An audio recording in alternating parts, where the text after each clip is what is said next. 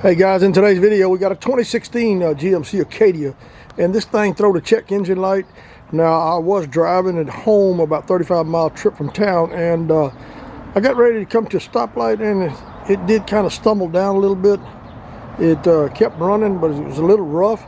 I knew at that point I needed to pull in to get some gas also, so I was getting ready to pull into the gas station. I filled up the tank about halfway and cranked the car up, and it shut right back off. I'm not sure if that's a symptom on all of them, but that's what happened to me. I went ahead and scanned the codes, and of course it came up with the Purge Solenoid, which is right there. Now I call it air purge valve or air purge solenoid. Let me show you what we got from the parts house that we're going to replace it with. And just so you know, you'll need a 1/4-inch ratchet or something similar, the short 3 to 6 inch extension, a 4-inch extension, and a 10mm socket. Now from O'Reilly's I picked this up, and it's a standard brand with a lifetime warranty. This is the actual replacement part, and it is a CP612, and they've got it labeled as a solenoid.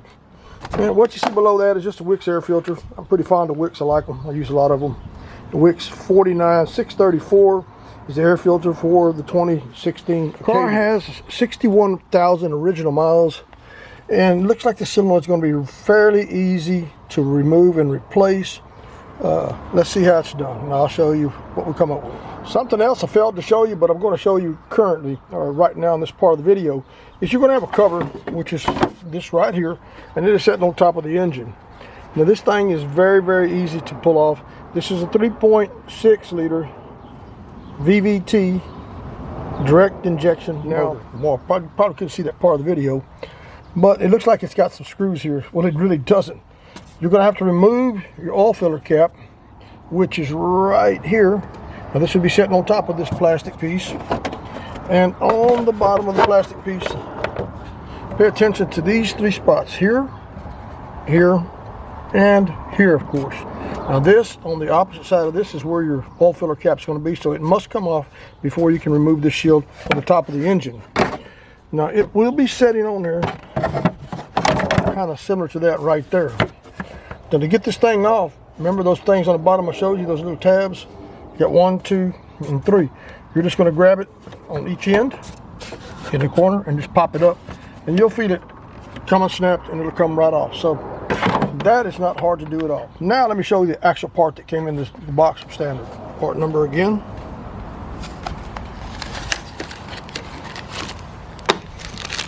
Comes with a brand new bolt, a little shim there, and make sure you place that O-ring. You're going to definitely need that new O-ring on there. And there's a couple of little boots.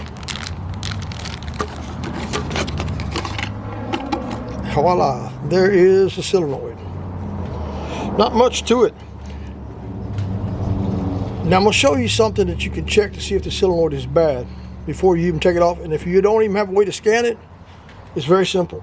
When the motor is running, pull this line off right here, and if you feel vacuum, that means the diaphragm inside here is ruptured. This solenoid is not working properly. If you put your finger over it again and you feel it sucking your finger in and it's pulling vacuum internally, then you know the solenoid is not functioning the way it should be. So it does need to be replaced at that point in time.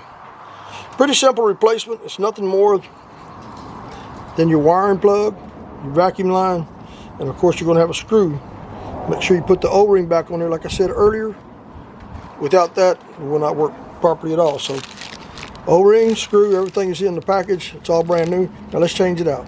All right, your next step is we're going to remove the old solenoid. And to do that, you're going to have 2 little green tabs, one here and one on this side. You're going to squeeze those together, and you're going to pull this thing out. Now you're going to squeeze it together. It pops off just like you see there. Now this camera does get kind of blurry whenever I'm putting this hand out here in front of my work area, so I apologize if it creates any problems there. And then of course you're going to have this little solenoid valve right here, and it has a little button here on the side right there that you're going to push and pull out. Now let me bring the camera around and try to hold it and do that at the same time so you can see that. That should make it a little bit better for viewing of the video. Like I said, right here, these are the green tabs. You squeeze these in and pull it off.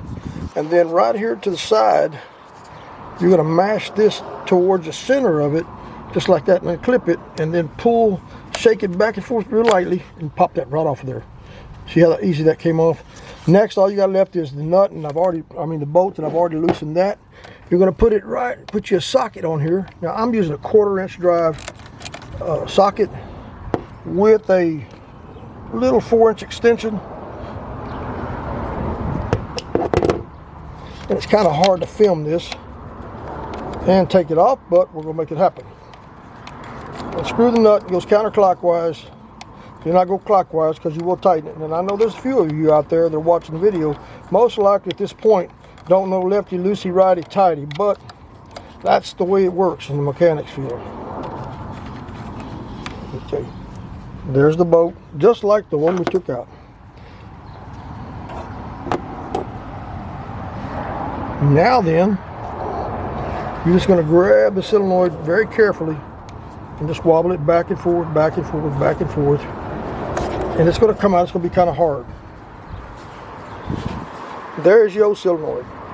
Now see right here, you're going to see what those two little grommets or rubber bushings and stuff that I showed you inside the kit goes to earlier. See, there is none over here. So you're going to have to put them in there. If the new ones don't work, you can take these out and put them right in there. So let me change them, we'll get right back to it. Alright, I've got them laid out on the table. This is the old solenoid, this is a new one.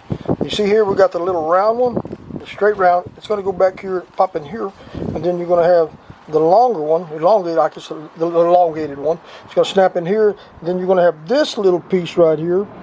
It's going to slide inside that, just like you see right there. Let me put that together, and then we're going to put it back on the car. Okay, we've got the rubber, the rubber, the rubber, the rubber. The little steel insert, put inside that. We've got the O-ring, and I put a little bit of grease on there now. Now let's put it back on the motor. Okay, now we're back on the motor.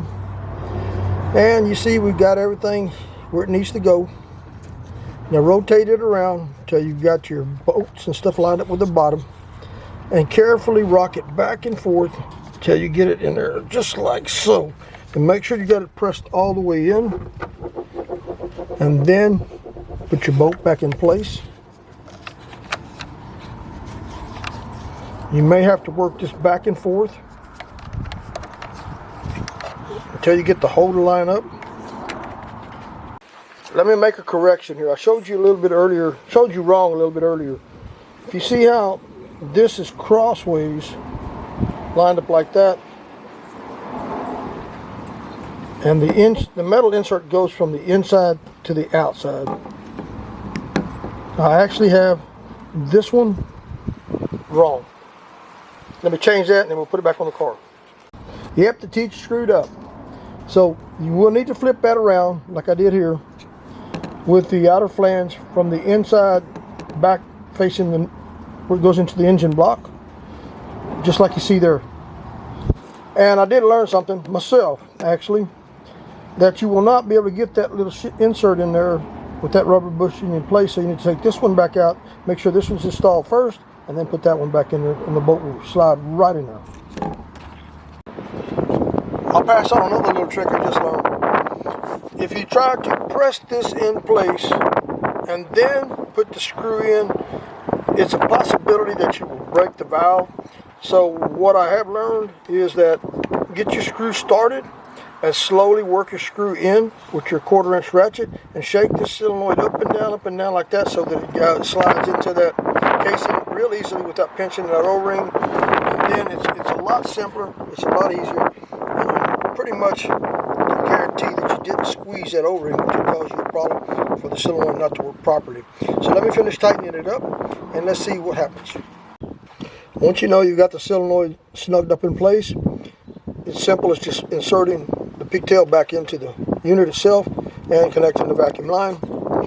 There you go. You have replaced a purge solenoid, a purge valve, a purge solenoid valve on your Acadia, 2016 Acadia. Thumbs up, like, subscribe. Hope to see you in the next video.